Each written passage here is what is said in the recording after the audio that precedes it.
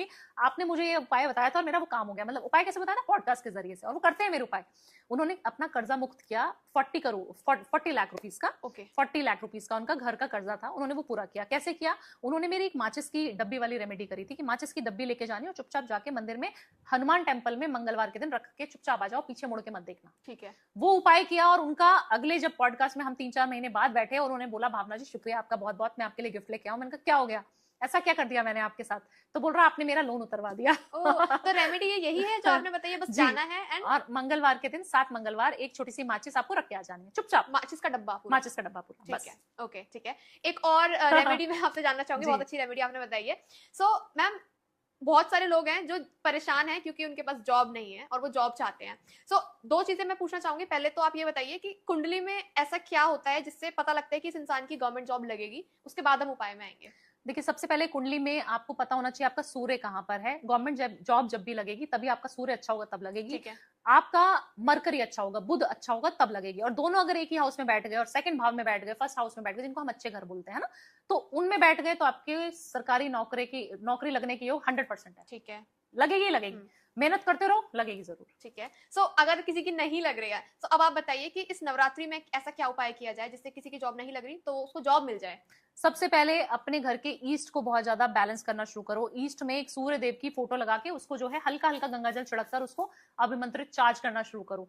East जो है सूर्य की दशा है, सूर्य की दिशा होती है ना हमारे घर में, तो वहां पे एक्टिवेट करो। काफी सारे लोग हैं जो सूर्य को जल नहीं दे सकते। सूर्य जब तक अच्छा नहीं होगा तब तक सरकारी नौकरी नहीं मिलेगी, फेम नहीं मिलेगा। तो आप एक छोटा सा तांबे का सूर्य लेके आए, अपने घर में ईस्ट वॉल पे लगा दें और उसको जो है गंगा जल से रोज छिड़काव करते रहे। बस इतना करना है आपको, कुछ नहीं करना। आप करिए 3 महीने तक, आप पढ़ते भी रहिए, साथ साथ ये उपाय करते रहिए, आपकी सरकारी नौकरी लगने के योग 100% हो ये जाए। बहुत सटीक होती है। तो मैं अब जानना चाहती हूँ आपसे कि अगर किसी के ऊपर कर्जा है और वो कर्जे में फंसा हुआ है, तो कोई उपाय बताइए कि इस नवरात्रि में करे तो कर्जा उसका हट जाए। सभी लोग ये उपाय कर सकते हैं। और है। ये बेलीव के ऊपर ही, बेलीव की मेरी रेमेडीज बहुत वायरल भी होती है। तो तेज पत्ता लेना, उसको सबसे पहले चार्ज करना है। आप पूछेंगे चार्ज कैसे होगा, तो सिनेमन का पाउडर जो बाद में हम लोग डालते थे, अभी पहले डाल दो और उसको हटा दो, रब कर दो, उसको एक्टिवेट कर दिया बेलीव के ऊपर, तेज पत्ते के ऊपर। ग्रीन कलर का पेन ले लो, कर्जा मुक्ति लिख दो। क्या लिखना है? कर्जा मुक्ति, बस इतना लिखना है। हिंदी में इंग्लिश में लोन फ्री, लोन खत्म हो गए, जो भी लिखना है लिख दो। उसके अंदर अमाउंट भी लिखना है, आपका 4 करोड़ का है, 2 करोड़ का है, इतने लाख का, जो भी है अमाउंट लिख दो। और उसमें नीचे अपना नाम लिख दो, मैं भावना उपाध्याय, बस ये नाम लिख दिया। उसके ऊपर इत्र लगाना है, सिनेमन पाउडर पहले लिखा बाद में, फिर इत्र लगा दिया और उसको जला देना है। नवरात्रि के किसी भी दिन कर सकते हो आप। अगर रोज करेंगे 9 के 9 दिन तो आपकी ऊर्जा और एक्टिवेट होती चली जाएगी। आपका जो लोन्स 1 साल में पूरा होने वाला था वो 6 महीने में हो जाएगा, 2 महीने में भी हो सकता है।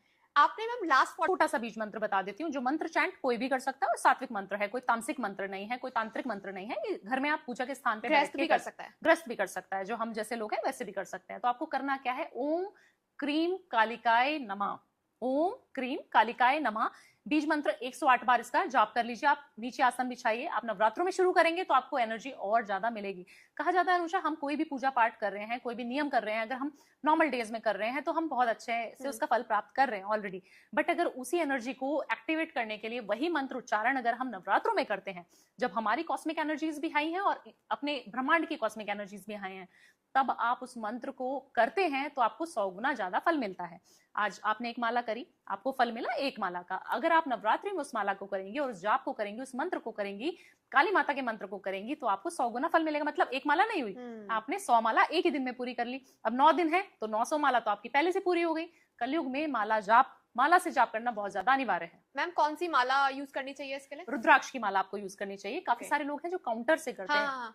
काउंटर आपको बिल्कुल इस्तेमाल नहीं करना है। ओके।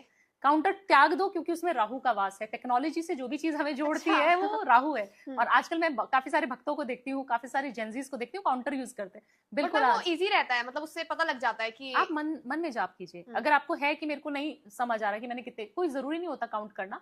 आप सिर्फ मानसिक रूप से उच्चारण करते रहिए अपने मन में। कहा जाता है जब हम मुंह से जाप करते हैं, अगर मैं ओम नमः शिवाय मुंह से बोल के कर रही हूँ अनुषा, तो उसकी जो महत्वता होगी शायद वो 1 माला की होगी। अगर मैं उसको मन में कर रही हूँ, बिना टंग हिलाए, जीभ नहीं हिलनी चाहिए, मन में किया मैंने ओम नमः शिवाय, तुम्हें सुनाई भी नहीं दिया, मैंने लिप्टिंग भी नहीं करी, मैंने लिपसिंग भी नहीं करी, कुछ नहीं किया, मन से किया, मानसिक रूप से किया और चैंटिंग कर रहे हो आप, तो उसका फल बहुत ज्यादा मिलेगा आपको। ओके ठीक है। आपने बहुत अच्छे यूजफुल इन्फॉर्मेशन। हमेशा ही कोई ना कोई अच्छी सुगंध आपके घर से आनी चाहिए। रोज वाटर का छिड़काव आप अपने घर पे कर सकते हो। आप कपूर जला सकते हो, जिससे आपके घर की ऊर्जा पॉजिटिव एनर्जी में कन्वर्ट हो जाती है, आपके घर में सभी खुश हो जाते हैं।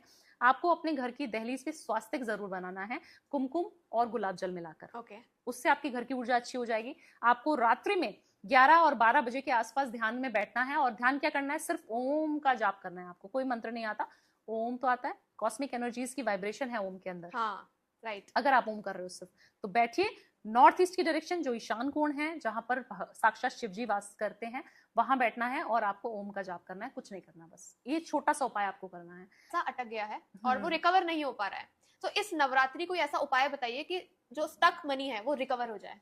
ओके, तो आपको एक छोटा सा उपाय करना है, घर पे कर सकते हो, कहीं बाहर जाने की जरूरत नहीं है। आपको ना पता होता है कि हमारे पैसे इस इंसान ने लिए हुए हैं अनुषा। आप उस इंसान का नाम एक चिट पे लिख दो, ब्लैक कलर की शाही से आपको लिखना है, ब्लैक कलर का इंक लेना है, पेन लेना है और उससे लिख देना उसका नाम। और एक दीपक जलाना है, सरसों के तेल का दीपक बना लीजिए। अगर घर में आटे का बना सकते हो तो बहुत अच्छा है, नहीं तो जो रेडीमेड जो दीपक आते हैं ना मिट्टी वाले, वो नहीं लेना, पीतल वाला, मिट्टी वाला, उसको आपने सरसों का तेल डाला, उस इंसान का नाम लिखा पर्ची पे, उसके ऊपर दीपक जला के रख दिया। ये आप रात्रि में रखना है उसको, और अपने घर के मंदिर में जहां पे आप दीपक जलाते हो अखंड ज्योत वाला, उसके पास ही रख देना। और बोलना है, मुझे पता है माम, आप मेरा पैसा इस इंसान से निकलवा सकते हैं, मुझे पूरा विश्वास है। जैसे हम मम्मी से शिकायत करते हैं ना, मम्मी आप ही करा सकते हो पापा से ये चीज, वैसे ही बोलना है, बिल्कुल बच्चे की तरह।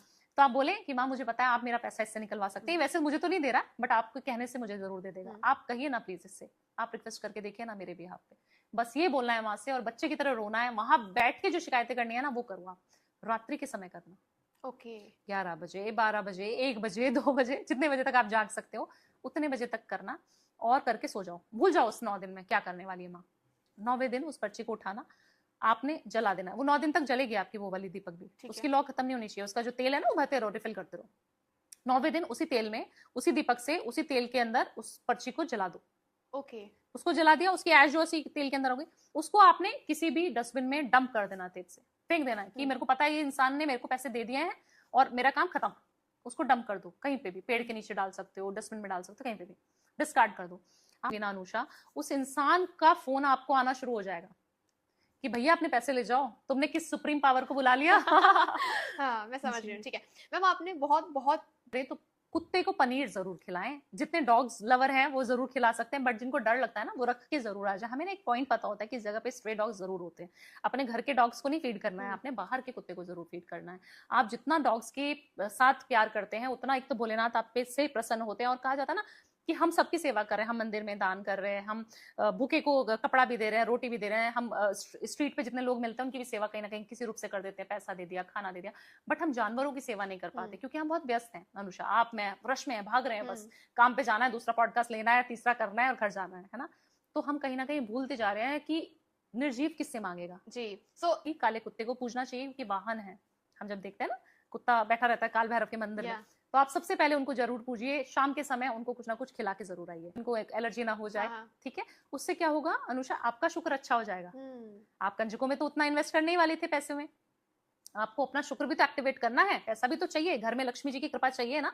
तो ये उपाय आपको लक्ष्मी की कृपा देते हैं और आपके घर में बहुत ज्यादा सात्विकता लेके आते हैं। अब